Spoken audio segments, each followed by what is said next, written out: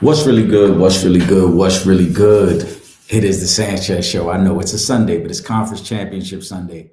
So we had to come to you with a preview, predictions. We got picks, we got parlays for the day. We're going to get into all that, man.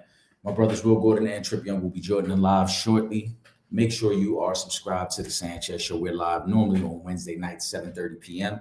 And then back with Real Fans, Real Talk at 7 p.m. on Mondays. Again, a special Sunday edition as we do the preview of the conference championship game.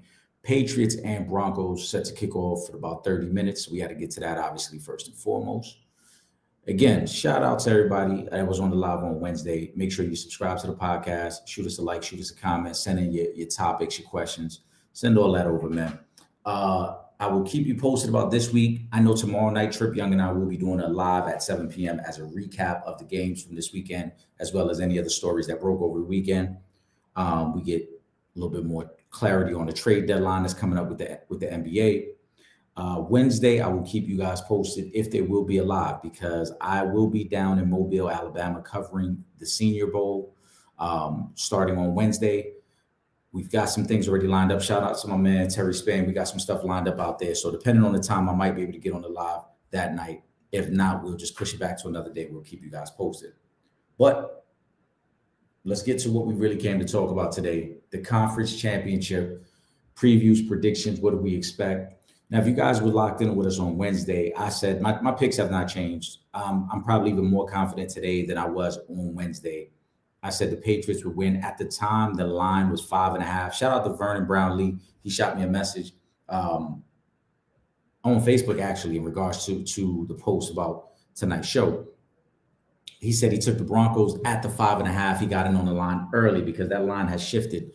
Right now, it is down to Patriots 3.5. I got it at Patriots 3.5. I think it's amazing value. I said on Wednesday, there are too many factors for me to even think that the Broncos could not only win this game, but keep it close.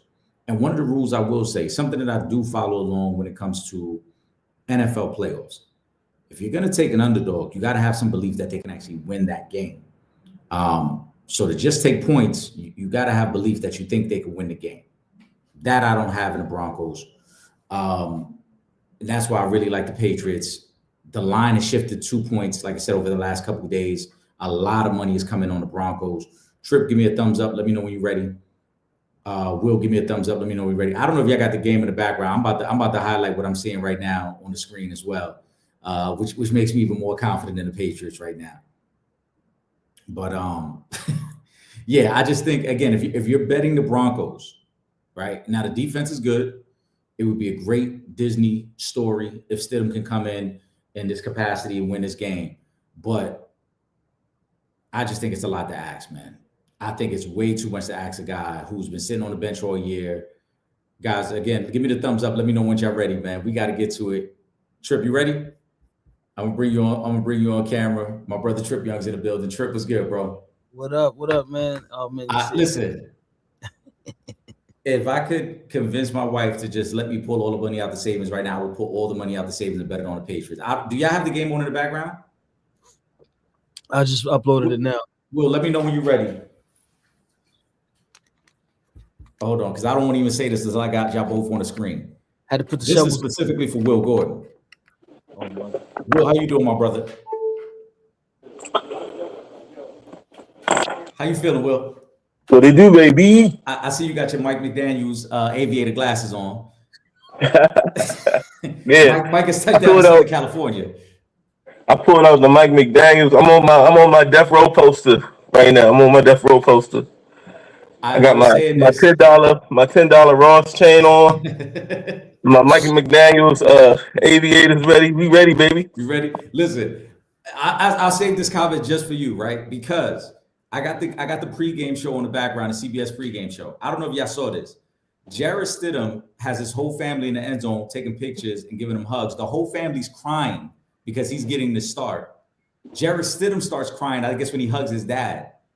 Now, you just killed the Bills last week for crying after losing the game. How do you feel about crying before the game even starts? That's different. That's the mama we made it. That's the mama we made it. This is his moment right here. You know, he celebrated. That leads me to believe he's going to shit the bed even more today. If y'all this excited that he's actually getting a start, this is like we never in a million years thought you was good enough to start, let alone the AFC Championship. Oh, we so proud of you, Jared. Hey, if that's my son starting in this situation, we might have that same moment. But it's completely different than the crying after you lose. This is that we made it. You know, this is your time. Make me proud, son. That's that moment now. I'm okay with it. I'm okay with it.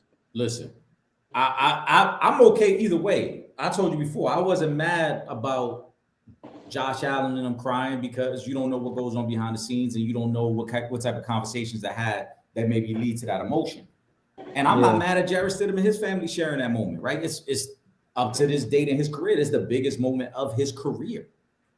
To come off the bench and now you're starting an AFC Championship game and against your former team because he was with the Patriots for 2 seasons.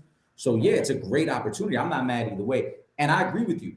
If I had a son, I would be emotional in this moment too. But I also think that's one of them situations that you have behind the scenes. Like, man, I'm so proud of you. I can't believe we're in this moment. And I'm crying behind the scenes. But in public, I'm going to make it seem like we knew all along my son's the greatest thing ever. We've been new. Y'all just catching up. I'm not going to be on the sideline wiping snot off my face because it's 20 degrees in Denver and the whole family crying in the corner of the end zone.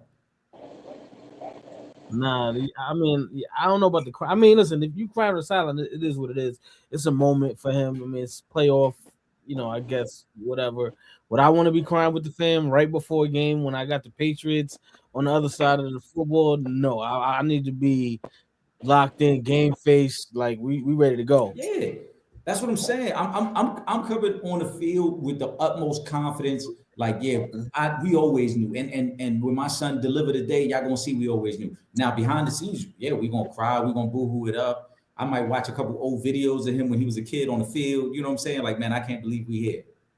But in this moment, well, come on, you know, you gotta portray the confidence like we always know we good. Yeah. But then also it might be, you know, he might be the type, you know, he see his parents cry, it might make him cry. You know, he might be locked in, but seeing the emotion of the family make him emotional, you know. True. It could be that too. That's fair. Then y'all gotta know, like, yo, y'all can't be making me cry before the game. Nah, yeah, that's what I'm saying. That's a conversation we would have to have in the hotel the night before. Like, listen, I appreciate y'all. Because he, kid you not, he had about 15 to 20 family members on the field right now, hugging and kissing him and crying. So that might be the battery in his back he need too. You know what I'm saying? I agree because I already see the 3 interceptions loading up. He throwing about 3 picks today. He throwing about. I told if I could get I'm putting the life savings on the Patriots. Listen, let's get to it. Let's just get right to it. Segue? Is that a segue? Listen, let's get right to it. All right. I'm sorry, Trip, you wasn't able to be with us on Wednesday. I know you were working Wednesday night. Mm-hmm. I said on Wednesday night, so I'm gonna give you your first opportunity to kind of give your picks and predictions. Jarrett Stidham has not thrown an actual NFL game pass in 2 years. The last pass he threw was in December of 2023. Okay. Yeah, I remember what game. Yeah, he came off the bench. All right. For his career, he's only thrown 197 passes, 8 touchdowns, 8 interceptions. Nothing impressive about it. The media all week has tried to hype this up. Oh, you never know. Jarrett's got some athleticism. Let's cut the bullshit. If the Broncos thought that Jarrett Stidham had anything in the tank, there's no way they would have wasted a first-round pick on Bo Nix. They would have given Jarrett Stidham a chance. All right. You're telling me a guy who has sat on the bench all year, has not thrown a pass all year, is going to come off the bench and then be calm enough to execute an offense that has been built for Bo Nix. And on top of that, this is the same defense that rattled Justin Herbert in that game, and they beat up Justin Herbert, that rattled and beat up C.J. Stroud. Those 2 quarterbacks are far more accomplished, far better quarterbacks than Jarrett Stidham. But somehow I'm expected to believe Jarrett Stidham got something in the tank that would allow him to have a better success against this defense. Trip, if I'm lying, let me know I'm lying, man. I mean, we know we gotta sell papers, as the old saying goes, right? So we gotta create the narrative. We wanted to say, the Patriots are gonna beat the brakes off of the Denver Broncos because Jarrett Stidham has no business being a starting quarterback in an NFL playoff game. but we gotta still make it. We gotta make it sound good. So we gotta act like it could be something. There's always a possibility, and you know what? There is always a 1 in a million chance that he could go in there and light it up. Who knows? Will, you still feel as confident as you did on Wednesday? You took the Patriots outright, and you said Jarrett Stidham might have a good game in this one too. I took the Broncos outright. I'm sorry, the Broncos. Yeah, I still do. Especially, I just think I don't think they're going to ask him to do a ton. I don't think they're going to need him to do a ton, and I think what they're going to ask of him, he's capable of doing. And if they get is J.K. Dobbins ruled out? I don't think it matters. Wait, are they asking him to pass the football at all? Yeah, that's. No, I'm talking about the running attack with Harvey and Dobbins. Well, I don't know if Dobbins is available because he doesn't come up on any parlay tickets. You can't get J.K. Dobbins. I'll show you. When you look at rushing yards for the Broncos, they actually give you Marvin Mims rushing numbers along with R.J. Harvey. They don't even give you Dobbins. And I actually like the Marvin Mims. And we're gonna hint that. What is it, like 2.5 or something? I love that one because that's every week is 2.5 for him. Not only that, in this type of game, isn't this when you would pull out an end around or reverse? Right. That's what they want with him. Right. This is the type of game that you would bring out the trick play for a guy like Marvin Mims, your gadget guy. So if you're Sean Payton, this is exactly what you're gonna do. You're gonna get him an end around. You're gonna motion him out of maybe a slot position into the backfield and give him a toss play and try to see if maybe you can get him into some open field. But will you say they won't ask a lot of Jarrett Stidham? I don't see how they can ask a lot of him. Their offense, if you look again, 8 of their last 10 games, and I highlighted this on Wednesday's live. 8 of their last 10 games, Bo Nix threw the ball more than 30 times. This was not a run-first offense. Bo Nix was not a game manager. They were relying on Bo Nix to make plays, not only passing, but also with his legs. You're talking about a Patriot team that's really good against the run. With Milton Williams in the lineup, he missed about 4 games this year. Aside from them 4 games, with Milton Williams in the lineup, no team ran for more than 55 yards against the Patriots. You cannot run the ball against this front line. This front line is really, really good. So J.K. not playing. So J.K.'s out. Okay, so you're relying on R.J. Harvey. And I also, like I said, I know, Will, you're a Chargers fan. I know the Chargers were banged up when they played the Patriots. Justin Herbert been in the league for quite some time. He's seen damn near every defense. C.J. Stroud been in the league 3 years. He's seen a lot of different defenses. He's played in 6 playoff games. You guys, and not you guys, because Tripp, it sounds like you agree with me, Will specifically. You're telling me Jarrett Stidham, who's been sitting on his ass for this whole year, is going to be able to decipher a defense better than Justin Herbert and C.J. Stroud? I'm not saying that. I'm saying Jarrett Stidham's going to have more time than Justin Herbert did. I know that. Over or under 1 touchdown for the Patriots defense? I would take the over. Under. I would take the over because I can see. I like Denver defense scoring today. I mean, Drake May fumbled the ball 6 times in these playoffs, gentlemen. He has. That's the only thing that would give anybody hope if you're betting against the Patriots. If you're betting against the Patriots, I'm gonna use kind of the same logic I used on that Monday night game, Texans-Pittsburgh, where I said the only way Pittsburgh can even hang with the Texans is if C.J. Stroud turned the ball over a couple times. I feel the same way today. If Drake May turns the ball over a couple times, especially early in this game, first quarter, first half, and lets the Broncos kind of get themselves in the game and hang around, yeah, they got a shot. But if he plays a pretty clean game, you mentioned the fumbles, but I think 4 of those 6 fumbles he's recovered. They didn't lose those fumbles. They were able to get him back. So there wasn't any momentum change or momentum shift. If the Broncos don't get turnovers early and give their offense a short field, if Sean Payton doesn't pull out a trick play, some sort of gadget play, some sort of fake punt, some sort of double reverse, there's no way the Broncos could win this game straight up. There's no absolute I'm willing to bet anything on that. There's no way they can win this game straight up because Jarrett Stidham is not going to carry your offense. You're going to need things to fall your way. You're going to need a block kick. You're going to need an interception return or a fumble that sets up a short field. Because other than that, you're saying that first. If the Patriots score first, it's going to get real quiet in there.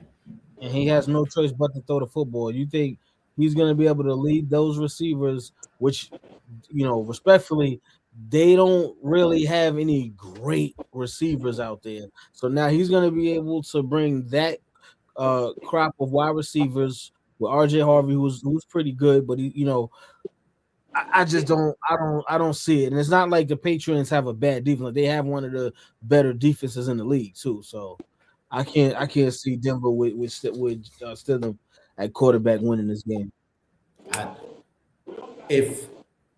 Like I was going to say too, if you're looking at a situation where you get down 10-3, 13-0, it's over. It's going to be over early. It's going to get quiet, and then Stidham's got to throw the ball. They need things to happen.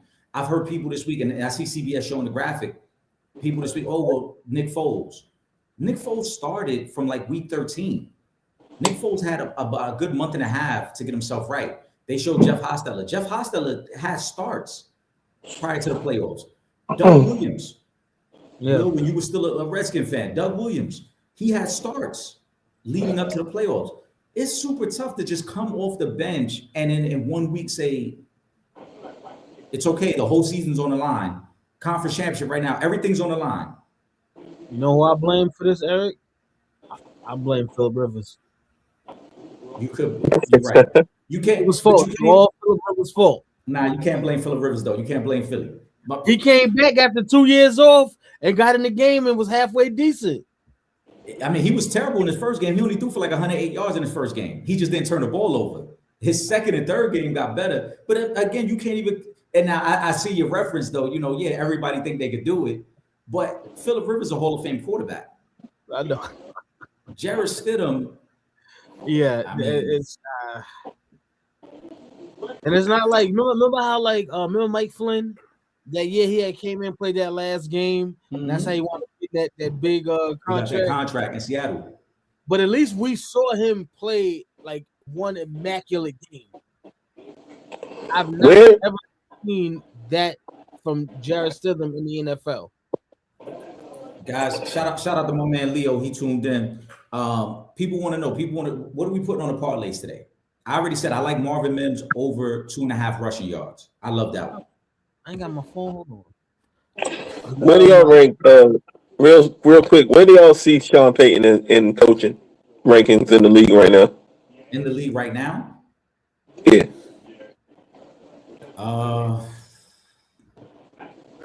I would say he's probably top 6, top 7. And where would you put Vrabel? I think Vrabel's probably a top 10 coach. So they right around. Yeah, I think they're fairly close to each other. I mean, Sean Payton has the better resume because he's a champion. But Mike Vrabel has been to an AFC championship with Ryan Tannehill as his quarterback. He's taken less talent to the same place before. Look back at some of those Titan teams outside of Derrick Henry. Who do you remember from any of those Titan teams? Nobody. Right. So Mike Vrabel has shown he can coach, and he can coach a lesser talent. So I think they're in the same conversation in terms of where they rank as head coaches in the NFL right now. I would give the slight edge to Peyton just because he's won a Super Bowl. But I also said this before last week. Sean Payton now, even after the win last week against Buffalo, he's 2-8 in his last 2-6 in his last 8 playoff games. So it's not like he's been overly impressive. And you look back at some of them teams with the Saints, they were in the dome indoors and they were losing as favorites. They lost to the Rams as favorites. They lost to the Buccaneers as favorites. They lost to Minnesota on the Minnesota Miracle. So they've had some tough losses in the playoffs, Sean Payton specifically anyway. Do you have them covering the spread? I don't. Shout out to my man Vern, the counselor. Vern has shot me a message on Facebook. He said he got in early. He took the Broncos when they were at +5.5.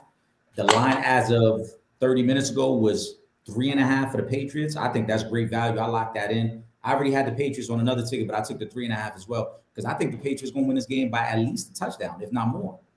Yeah. Okay. Because that's what all right. That's what I got. I had them covering the 3.5. Yeah, I like the Patriots to cover the 3.5. I think what's the over under right now? Did it change any? Because I think the over under was like 46. It's down. It's actually 43. 43.5. 43.5.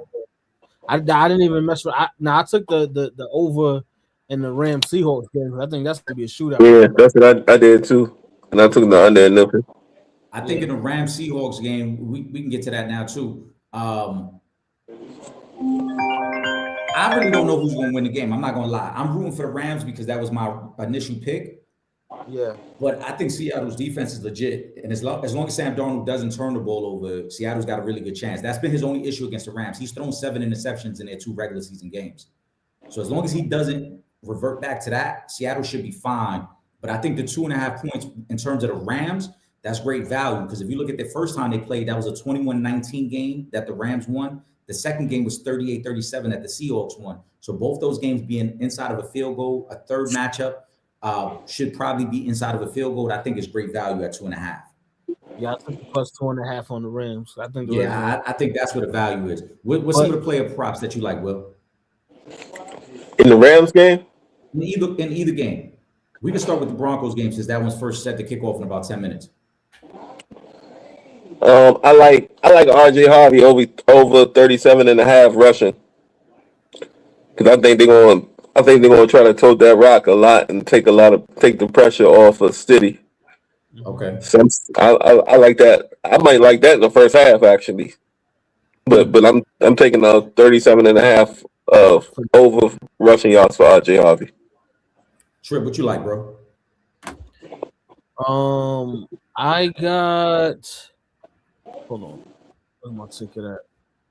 I'll tell you what. You get that up. I'll tell you some of the other ones I like. I like Evan Ingram over 2.5 receptions. Tight end is a quarterback's best friend. You're talking about a quarterback in this situation who doesn't have a lot of chemistry with Cortland Sutton, with Marvin Mims, with Humphrey. I could see him relying on his tight end. And they love to move Evan Ingram around anyway to get him some easy looks. So I think over 2.5 catches for Evan Ingram. I like that one. I got a touchdown for Henderson and Stevenson. Oh, you going anytime touchdown with the backs? Yeah, because that weather up there is going to be crazy because of all of the snow. So I think they're going to be running the football a lot more than usual. So, yeah, I think both of them can wind up getting in the end zone. Okay. What else you like? One that I like a lot because of the value is y'all ain't gonna like it, but I like betting on shit like this. Plus 950 is this the only touchdown I think City's gonna throw. I think he is gonna throw 1 touchdown today, and I think it's gonna be the Lil Jordan Humphrey. They got him plus 950. I thought he was going to touchdown to the Patriots defense. That's crazy. They got him he caught a touchdown last week. I'm surprised they got it at plus 950. So am I, because they still banged up a receiver. So I'm loving that at plus 950. That's what I'm saying. I'm surprised they got that set so high. But I think Stidham's over under on touchdowns. 25, ain't it? It was yesterday. It might have changed. I think it's a half. They don't have much value in him. They don't think anyway that he's going to throw at least a touchdown. They got a kind of his mark right there. Yeah, I think he throws 1, and I think he throws it to Lil Jordan. Listen, we're not gonna stay live too long. We gave this really quickly. Will you like the Broncos and the upset at home to go to the Super Bowl? I have the Patriots. Trip, you going with the Patriots? Or you going with the Broncos? Nah, I've been with the Patriots all this time. I got to stick with the pick. That's a fact. You did have them going to the Super Bowl before the playoffs started. Let's go to the Rams Seahawks. Let's get that one out the way before kickoff actually happens here in Denver. Again, we talked about it on Wednesday. Will and I both like the Rams. I said from the preseason when everybody was talking about the Eagles as running it back, I said the team that I thought could contend out of the NFC was the Rams. They're as healthy as they're going to be. They get their third opportunity at Seattle. They beat them the first time. They should have beat them the second time on that Thursday night game. So I still like them a lot. Trip, what are you thinking? Yeah, I thought the game would be a little closer, but I took the over on the Rams because I'm picking them to win the game anyway. And I got Tua for 70 yards and a touchdown. Puka Nacua for 70 and a touchdown. Mm-hmm. I like it. I like Cooper Kupp's number. Let me go back because I had it up too. I could see this being kind of a little bit of a revenge game for him. Mm-hmm. And I expect that the Rams are probably going to keep rolling coverage. to Smith and Jigba, and so I can see Cooper Kupp getting some one-on-one opportunities. What do they have his number at? They got Cooper Kupp at 30.5. I think it's an over on Kupp. They should have called Aaron Donald to come out of retirement just for this game. Just for that. Just for one game, yeah. Will you like anything in the Rams Seahawks game? Yeah, I like I like the Rams to win, but I like AJ Barner anytime touchdown plus 220 for Seattle. He actually caught that touchdown to win the game in their Thursday night matchup. So yeah, they like to get him involved a lot. I can see him sneaking one in today. Do you think it was a last minute scratch because it happened actually during the week? There is no Charbonnet today, so it's really only Kenneth Walker. Could that play a factor in this game for Seattle? I think it does, but I want to hear your opinion on it. I don't think a ton. I don't think it. Yeah, no. Nah, I don't think so, because one thing I noticed about this team is guys just step up. So I don't think that's gonna matter. I think it's gonna be a very close game. I think it's gonna be a high scoring game, but I just think, I'll go with Stafford and Puka and Devontae. I don't know. I just like that combination better. You said Puka 70 yards in the TD, right? Mm-hmm. And you got Barner anytime touchdown. I'm gonna run that through just to see what it looks like. But now Devontae needs to step up then, because he ain't done shit against Seattle this season. Yeah, he struggled in both their games. Yeah, he's had a catch on them all season. One catch for 8 yards. Third time's the charm, right? That's what they say.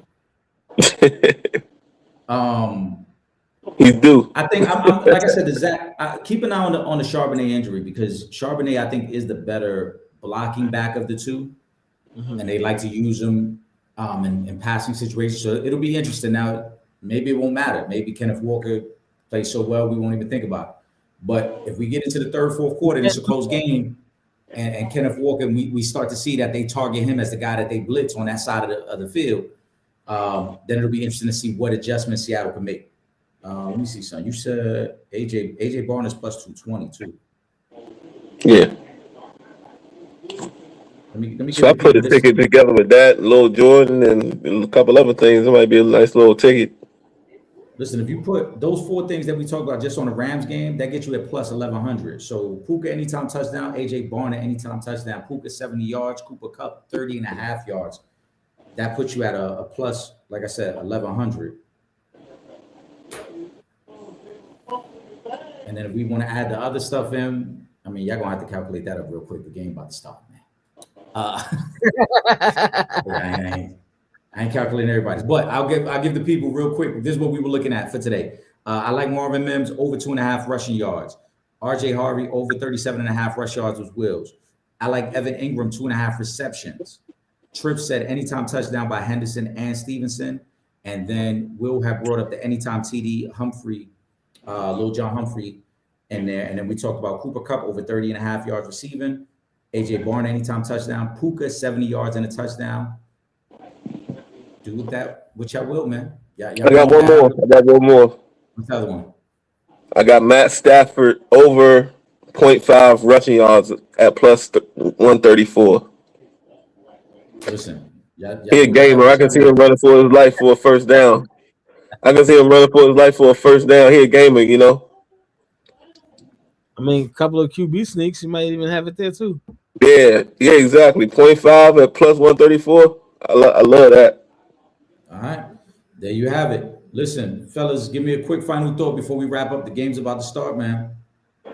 Let's hope the refs stay out of these games, and it's decided on the play and not on the calls. If you ain't got to be outside in this weather, don't be outside. Don't play yourself. It's crazy out there. Stay inside. Stay warm. Stay with your family. Hey, I got some meat on the smoker. Right now. Pause. So that's about as far outside as I'm going, man. No, that's a fact. Listen, we appreciate everybody. We know it was a last minute emergency live, but we did it. Enjoy the games, guys. Stay safe, stay warm out there.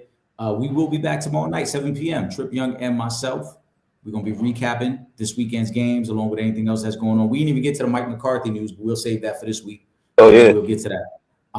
But for my brothers, Will Gordon, Trip Young, I am Eric Sanchez. This was the Sanchez Show emergency podcast for Conference Championship Weekend. We out of here, man. Enjoy the games.